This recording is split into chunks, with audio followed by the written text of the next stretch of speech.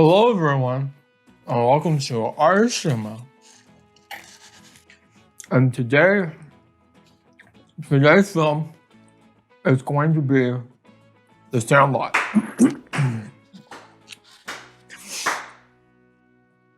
So sit back, relax, and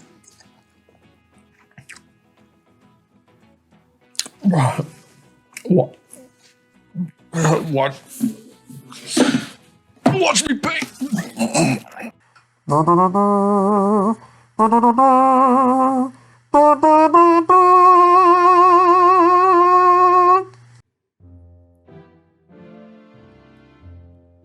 Alright, let's jump into The Sandlot. In the summer of 1962, a new kid in town is taken under the wing of a young baseball prodigy and his rowdy team, resulting in many adventures. The Sandlot came out in 1993, the same year as some other notable classics, such as Jurassic Park, Sleepless in Seattle, and Schindler's List, to name a few. In this year of amazing movies, this little gem has also stood the test of time. I think it has much to do with the nostalgic feel that the movie really is trying to push.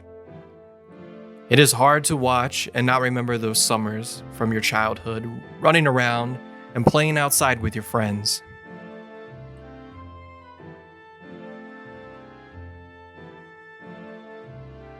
I mean, even after watching it now, I wanted to go out and play some baseball, even though I don't own a bat, ball, or a glove. This film has a way of just making you reminisce about a simpler time when your only worries were making it back home before the streetlights came on. Some of the content is a little outdated. If you asked your typical child now who is the greatest baseball player ever, I would bet no one would say Babe Ruth. Yeah, you keep telling me that. Who is she? What? Also, no one wears PF Flyers or even would know who makes this type of shoe. Anyways, the movie is very heartfelt and centers around a kid just trying to fit in. That feeling of being the outsider and wanting to do whatever you can to be accepted into this new group of friends. This is what gets the kids in all sorts of trouble and what really pushes the movie forward in the second half. And let me diverge a little right here. This is the reason I enjoy this movie so much. This movie isn't really about baseball. There isn't a big game that the kids have to win at the end after facing diversity throughout the film. For the most part, these kids play by themselves in a sandlot in the neighborhood.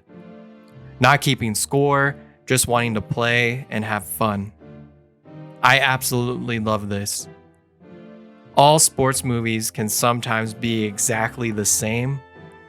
The team has a bunch of misfits that need to band together to win the championship, blah, blah, blah, blah, blah.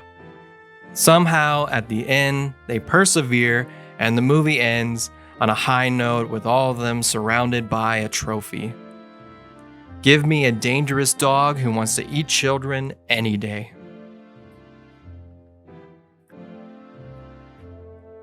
Sorry, back to my other point.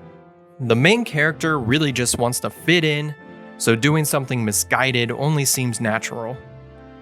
This is what really drives the story and causes the kids to get into a giant pickle. I won't spoil anything if for some reason you haven't seen this movie before, but just know. Shut up! You're killing me, Smalls. All right. And boy, do we have a treat for you today for the first time. For fun facts, we have an actor from the movie. So let's get into some fun facts for The Sandlot. What up? My name's Beast. Here to give you some fun facts on The Sandlot. Alright, let's go. Every time a scene featured Winnie Peppercorn, a song by the Drifters is played. PF Flyers were brought back for a limited time after this movie. In Benny's dream, Babe Ruth says, "I don't know why, but can I have this?" when referring to Hank Aaron's baseball card. Hank Aaron would go on to break Babe Ruth's all-time home run record. Writer and director David Evans is the narrator of this film.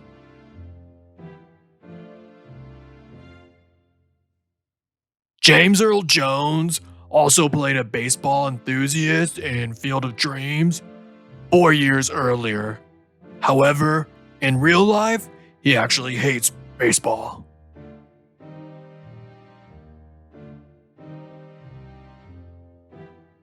In order to establish a close bond between Smalls and Benny, the director had Tom Greery and Mike Vitar meet and rehearse together weeks before the rest of the kids showed up to film. It worked so well that the other kids genuinely believe the two actors have been friends for a long time.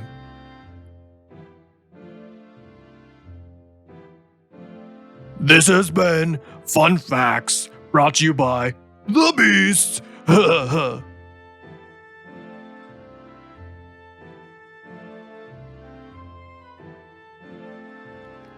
This movie is a real treat. And if you want a movie that'll remind you of freshly cut grass, campouts, summer, and s'mores, this is the movie for you. It is available on Hulu at the moment, and you should definitely check it out. I would rate this movie a 77 out of 100. Let me know what you would rate this movie and what you like or dislike about this film.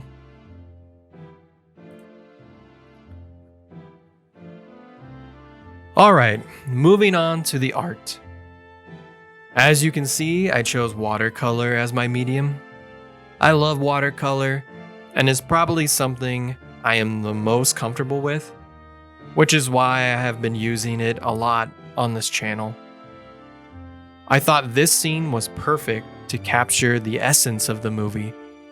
It had the almost whimsical, carefree feeling of being a kid, but then also throwing in a Babe Ruth reference, since the movie is sort of based around his signature. Hamilton the Babe Porter. Long ball Porter. Come on, Nunez.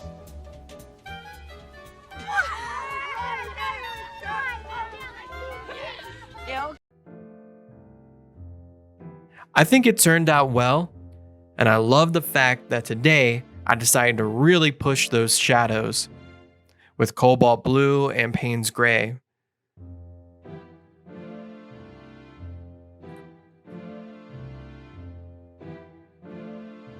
Alright, so I think the piece is about done. Let's move on to the glamour shots.